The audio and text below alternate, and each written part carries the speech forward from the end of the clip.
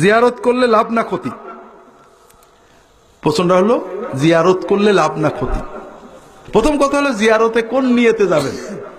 জিয়ারতের সুন্নত নিয়ে উদ্দেশ্য আছে, নাজায়েজ উদ্দেশ্য আছে। সুন্নত হলো নিজের মৃত্যুর কথা স্মরণ করা আর মাইয়েতকে সালাম দেওয়া, তার জন্য সুন্নত পদ্ধতিতে মুখতাসার দোয়া করা।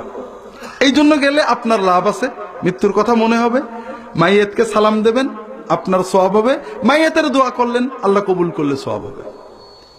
আর আপনি যদি জিয়ারতে যান, উদ্দেশ্য যে এই জিয়ারতের কবরের পাশে দাঁড়িয়ে দোয়া করলে আল্লাহ কবুল করবে, নিজের আবেদন আল্লাহর কাছে জানাতে জিয়ারতে গেলেন, আপনার ইমানই চলে গেছে।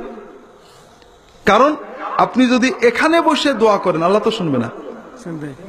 আল্লাহ কোরআনে বলেছেন আমি সিলেটে শাহজালালের কবরে থাকি, না বলেছেন ইদা সাআলাকা ইবাদি আন্নী ফাইন্নী করিব।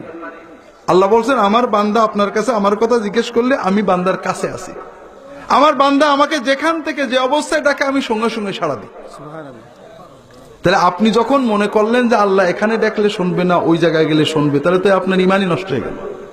কথা বোঝেননি? আপনি যদি মনে করেন কবরে যিনি আসেন তিনি আল্লাহর কাছ থেকে বলে আপনার এনে দেবেন, আপনি তো শিরিক করলেন। এই জন্য জিয়ারত উদ্দেশ্য কি এটার উপরে নির্ভর করে, এটা লাভ না ক্ষতি। কথা কি বুঝতে পেরেছেন?